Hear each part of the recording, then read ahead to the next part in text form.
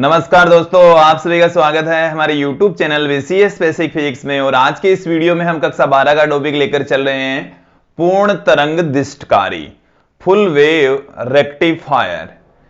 देखिए दोस्तों, हम जानते हैं कि जो दिष्टकारी होते हैं वो प्रत्यावर्ती वोल्टता को दिष्ट वोल्टता में कन्वर्ट करते हैं, अर्थात प्रत्यावर्ती वोल्टता या धारा को दिष्ट वोल्टता धारा में कन्वर्ट करने वाला उपकरण दिष्टकारी कहलाता है, रेक्टिफायर कहलाता है।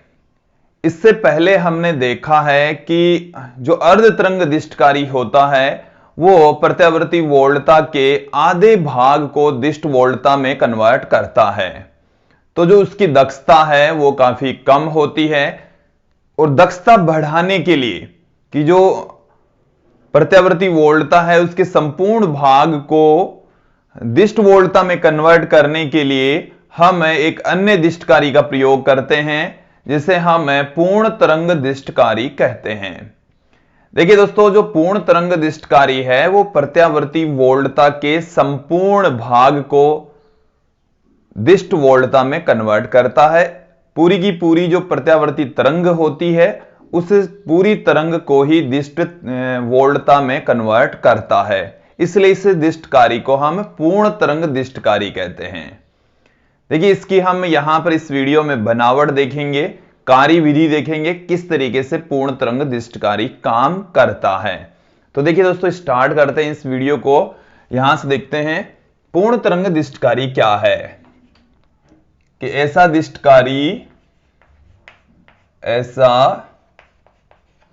दिष्टकारी जो प्रत्यावर्ती वोल्टता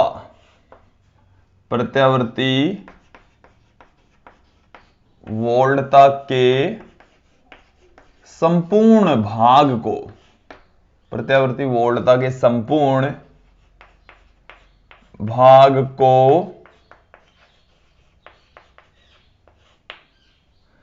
दिष्ट वोल्टता में रूपांतरित करता हो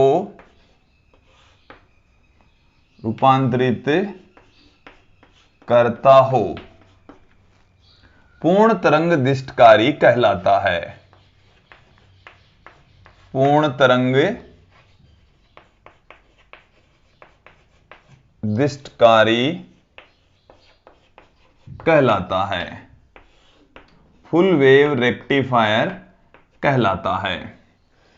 देखिए, जो पूर्ण तरंग दिष्टकारी है उसकी जो बनावट है वो अर्ध तरंग दिष्टकारी की भांति ही होती है, केवल इसमें एक अतिरिक्त डायोड और जुड़ा होता है। इसकी बनावट आप यहां पर देखेंगे कि जो पूर्ण तरंग दिष्टकारी है उसकी बनावट किस प्रकार की होती है।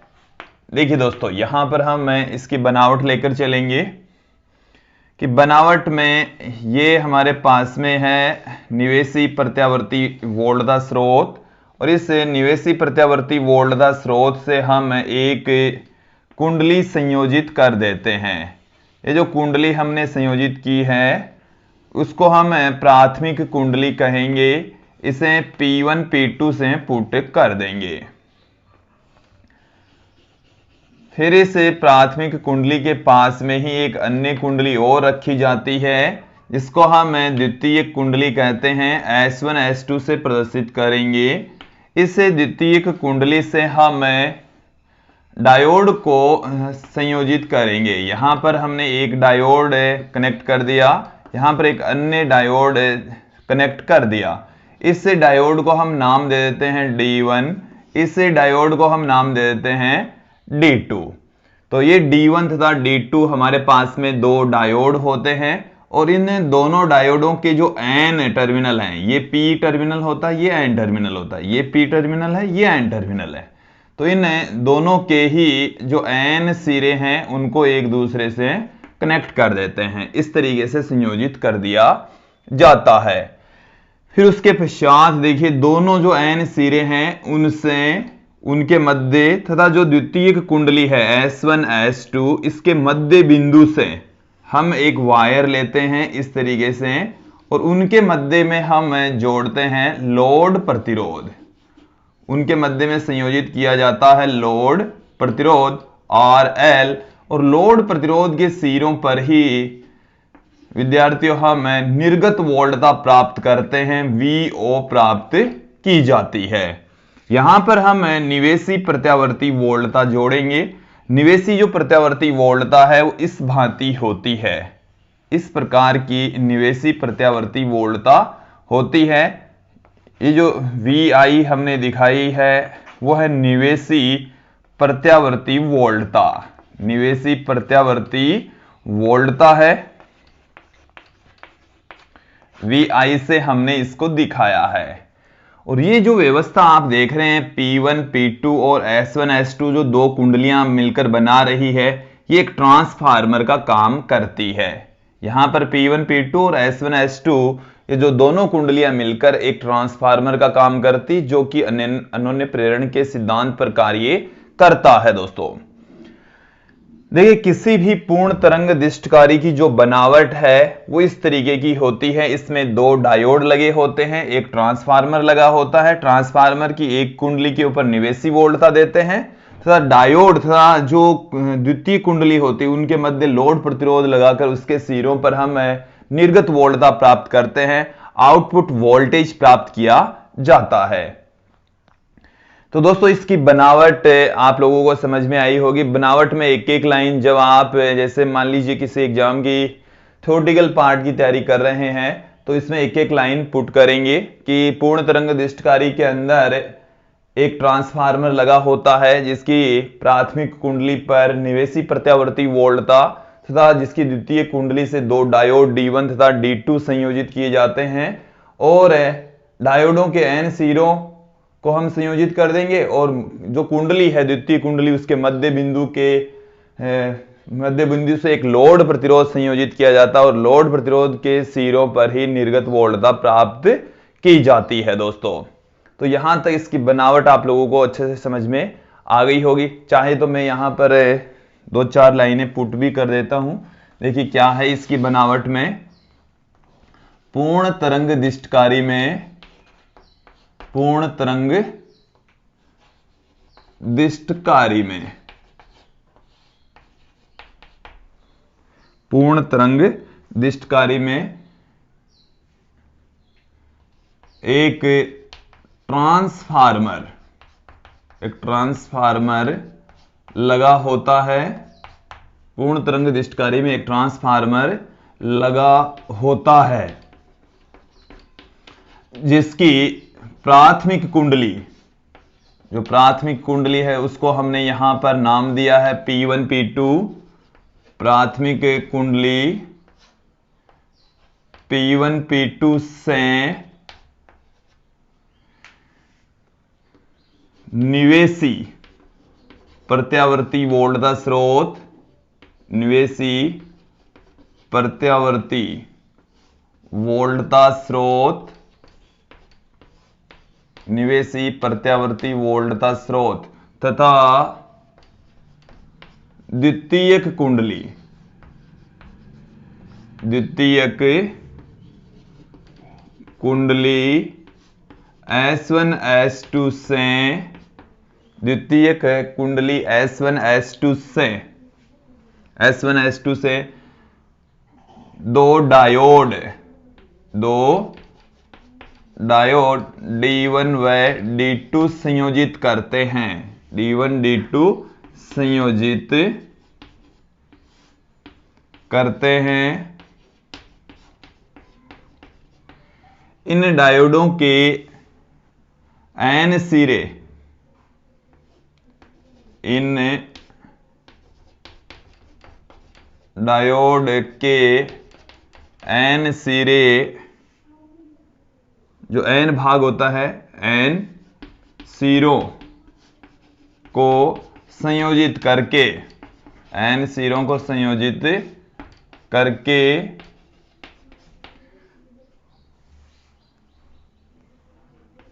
द्वितीय कुंडली के मध्य बिंदु, द्वितीयक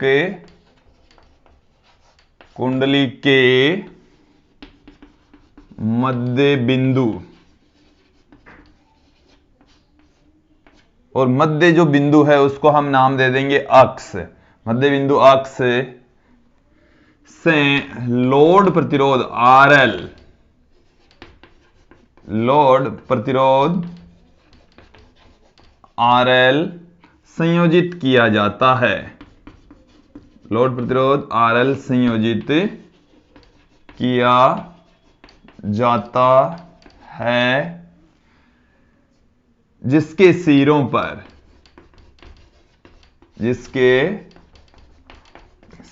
पर निर्गत वोल्टता, इसके सिरों पर निर्गत वोल्टता प्राप्त कर ली जाती है। इसके सिरों पर निर्गत वोल्टता प्राप्त कर ली जाती है। तो दोस्तों ये है इसकी बनावट। जो हमने इस सर्किट में किया वही हमने यहां पर पुट कर दिया है। इसकी बनावट यही है। उसके पश्चात हम बात करेंगे इसकी कार्यविधि, ये काम कैसे करता है। इसकी कार्यविधि देखिए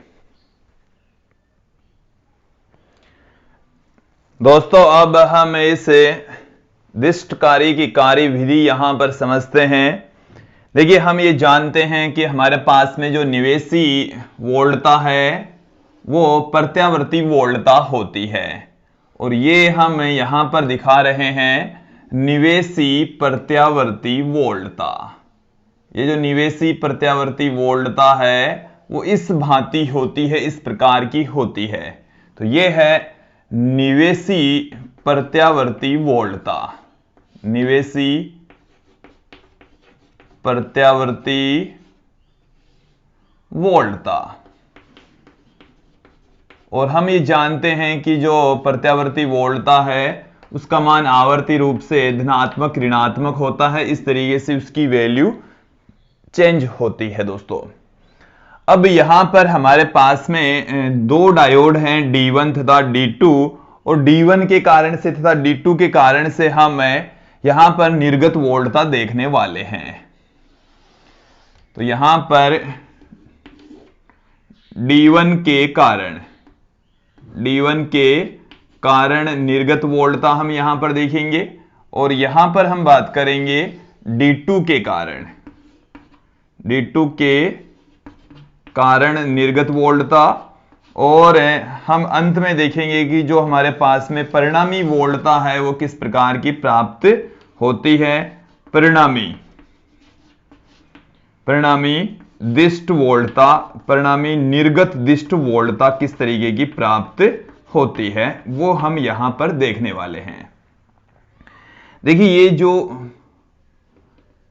हम ग्राफ दिखा रहे हैं, ये जो ग्राफ है हमें इस पूर्ण तरंग दिष्टकारी को बेटर तरीके से समझने के लिए हमने यहां पर दिखाया है। इसकी मैकेनिज्म अच्छे से समझ में आ जाए इसलिए हमने इनको दिखाया है।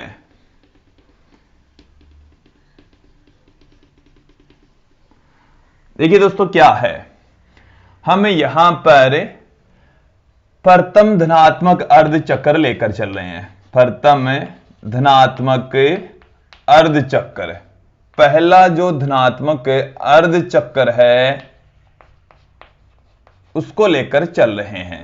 प्रथम धनात्मक अर्धचक्र में हम यहां पर कंसीडर कर लेते हैं कि P1 ऋणात्मक है।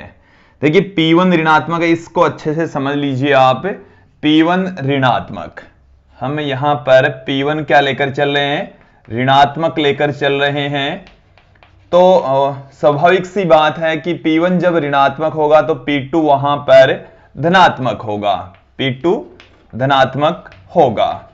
अब देखिए दोस्तों, अनोन्य प्रेरण के कारण से ये जब ऋणात्मक, तो जो S1 है वो धनात्मक और S2 है वो ऋणात्मक। तो जो S1 और S2 है वो क्या होंगे, देखिए S1 है वो हो जाएगा धनात्मक और S2 है वो होगा ऋणात्मक। यहां तक आप लोगों को अच्छे से समझ में आ जाना चाहिए। ये हम कंसीडर करके चल रहे हैं कि भाई कोई सा जो धनात्मक अर्धचक्र है उसमें ये नेगेटिव है तो ये पॉजिटिव, ये नेगेटिव है तो ये पॉजिटिव होगा और ये नेगेटिव होगा। क्लियर। अब जब ये पॉजिटिव है ये नेगेटिव है और इसका एक मध्य बिंदु लेते हैं जिसके ऊपर वोल्टेज है 0, उसके ऊपर वोल्टेज कितना है 0, जिसे हम मध्य निष्कासी बिंदु भी कह रहे हैं।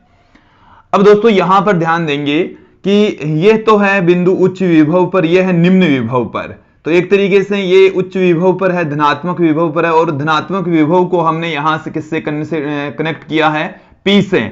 और ये वाला जो अक्ष वाला भाग है, इधर से आप ऐसे देखेंगे इस तरीके से होता हुआ ये N सिरे से जुड़ा हुआ है। तो N सिरा निम्न विभव पर, P उच्च विभव पर, तो जो डायोड D1 है वो अग्रबायस में होगा। एक बार इसको फिर से समझ लीजिए कि S1 पॉजिटिव है, S1 क्या है, पॉजिटिव, और तो ये शून्य विभव पर है, तो ये उच्च विभव पर, ये निम्न विभव पर। तो P भाग उच्च विभव से जोड़ दिया, बैटरी के धनात्मक टर्मिनल से जुड़ता है उसी भांति जुड़ गया, और N भाग निम्न विभव पर, ये उच्च विभव पर, ये निम्न विभव पर जुड़ता है। तो ये जो डायोड है वो अग्रबायस में रहेगा। तो डायोड D1 अग्रबायस में होगा। डायोड D1 कौन से बायस में है, अग्रबायस में। क्लियर। अब यहां पर वापस लौटते हैं, इसका विभव है शून्य, इसका विभव है माइनस में, ऋणात्मक। तो इस ऋणात्मक विभव को हमने P सिरे से जोड़ दिया, और ये जो शून्य विभव है वो देखिए इधर से ऐसे होता हुआ, इस तरीके से होता हुआ N सिरे से जुड़ा हुआ है। ये जो वायर देख रहे हैं मैंने इस तरीके से घुमाकर दिखाया, इसका मतलब है कि ये दोनों वायर कनेक्ट नहीं है, ये इसके ऊपर से होकर जा रहा है, ये एक दूसरे से जुड़े हुए नहीं है।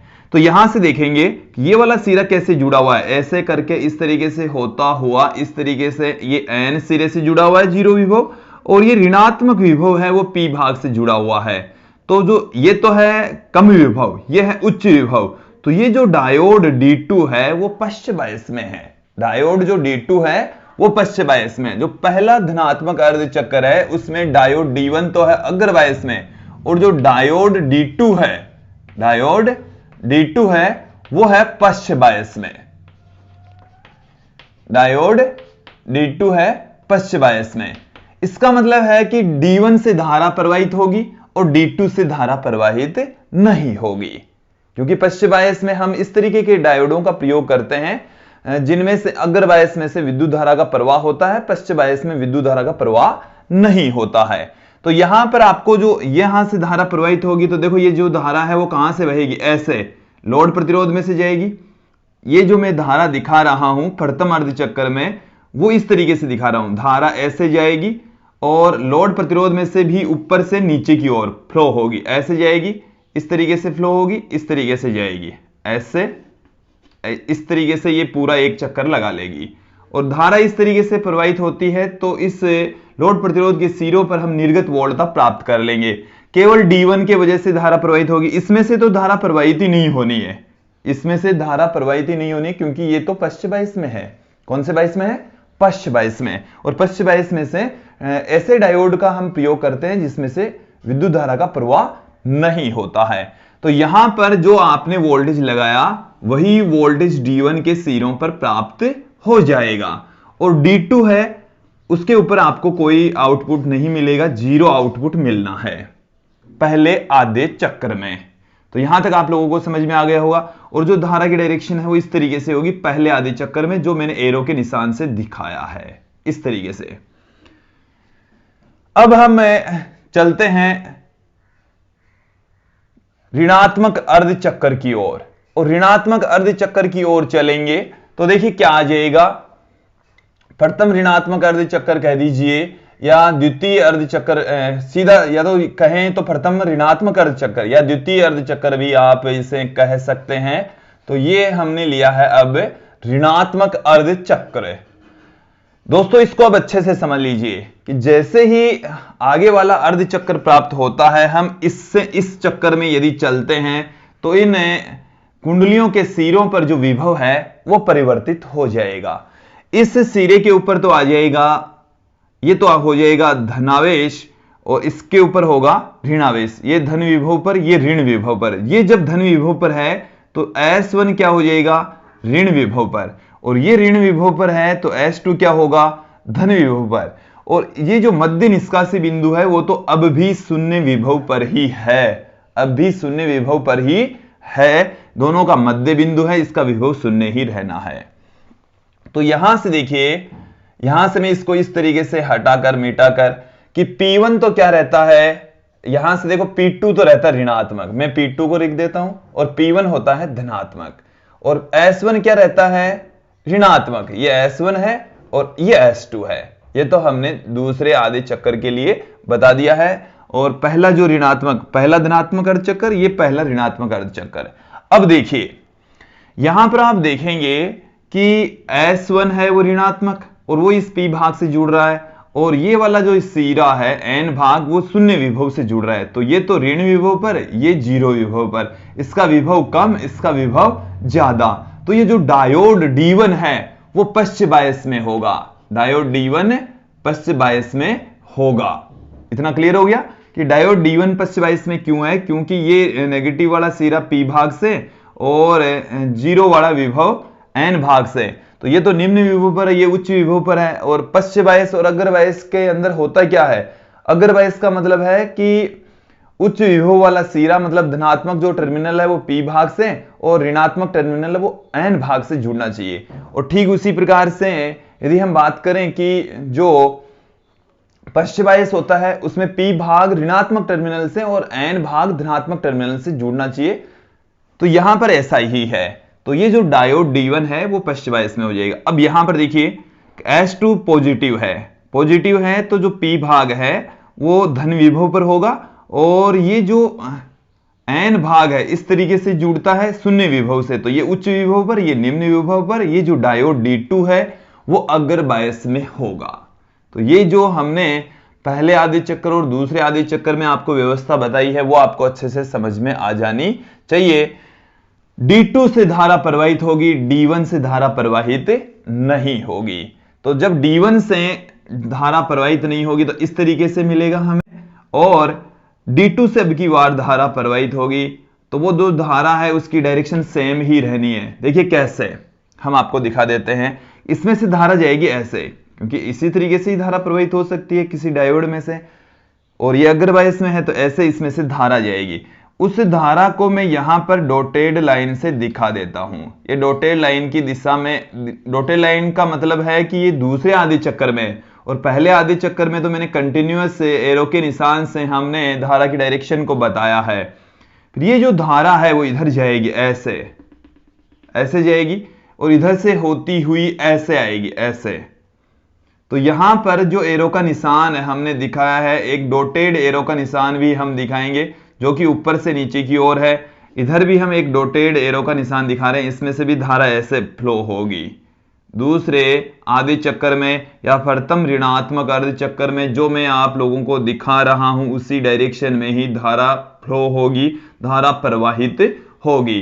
तो ये जो हमने दिखाया, जैसे ये तो ऋणात्मक अर्ध चक्कर है, ऐसे नीचे की ओर वोल्टता लगाई है, जबकि हमने इधर भी पॉजिटिव ऊपर की ओर, इधर भी पॉजिटिव ऊपर की ओर दिखाई है। उसके पीछे रीजन यही है क्योंकि लोड प्रतिरोध में से तो एक ही दिशा में धारा बह रही है। पहले आधे चक्कर में भी ऊपर से नीचे की ओर, दूसरे आधे चक्कर में भी ऊपर से नीचे की ओर एक ही दिशा में धारा फ्लो हो रही है। इसलिए हमने इसको भी पॉजिटिव में दिखाया, इसको भी पॉजिटिव में दिखाया है दोस्तों। अब फिर से क्या आएगा, दूसरा धनात्मक अर्ध चक्कर आएगा तीसरे चक्कर में, तो फिर से वही पहले आधे चक्कर की भांति ही व्यवस्था प्राप्त होगी, और इस तरीके से वोल्टता D1 के सिरों पर प्राप्त होगी, D2 पश्च बायस में होगा। तो दोस्तों इस तरीके से पूर्ण तरंग दिष्टकारी कंटिन्यूअसली काम करता जाएगा।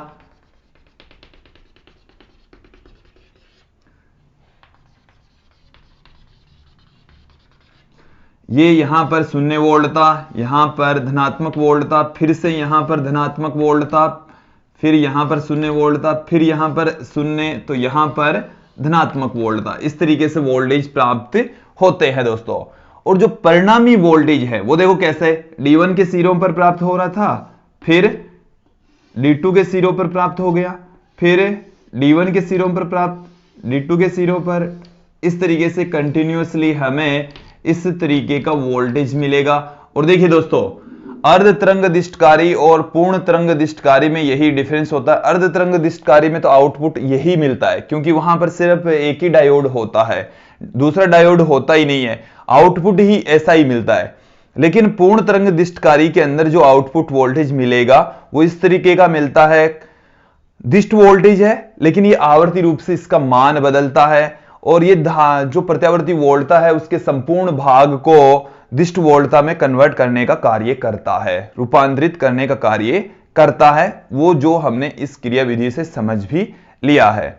यहां पर एक चीज क्लियर कर लीजिए कि जो प्रत्यावर्ती वोल्टता हमने लगाई है उसकी आवृत्ति से ठीक दुगुनी आवृत्ति वाली दिष्ट वोल्टता यहां पर प्राप्त होती है। देखो इसका एक चक्कर यहां से लेकर यहां तक एक चक्कर होता है, तो इसका यहां से लेकर यहां तक एक चक्कर, ये दो चक्कर। इसका जब एक चक्कर होता है तो इसके दो चक्कर हो जाते हैं। हालांकि इसकी दिशा एक ही होती है, एक ही दिशा में ये फ्लो होती है, बट इसकी आवृत्ति जो दिष्ट वोल्टता की आवृत्ति है वो निवेशी प्रत्यावर्ती वोल्टता की आवृत्ति से ठीक दुगुनी होती है। तो इस स्टेटमेंट को भी अच्छे से ध्यान में रखेंगे। कभी क्वेश्चन में पूछ लिया जाता है कि जैसे निवेशी प्रत्यावर्ती वोल्टता की आवृत्ति 50 हर्ट्ज है तो पूर्ण तरंग दिष्टकारी से निर्गत जो दिष्ट वोल्टता है उसकी आवृत्ति कितनी होगी, तो वो 100 वोल्ट होगी, क्योंकि उसकी ठीक दुगुनी होनी है दोस्तों। तो दोस्तों यहां तक आप लोगों को अच्छे से समझ में आ गया होगा। ये जो हमने आज का टॉपिक लिया है, आज का टॉपिक जो पढ़ा है वो है पूर्ण तरंग दिष्टकारी, और मुझे उम्मीद है आप लोगों को ये जो वीडियो है वो अच्छे से समझ में आया होगा। आज के लिए इतना ही, धन्यवाद दोस्तों।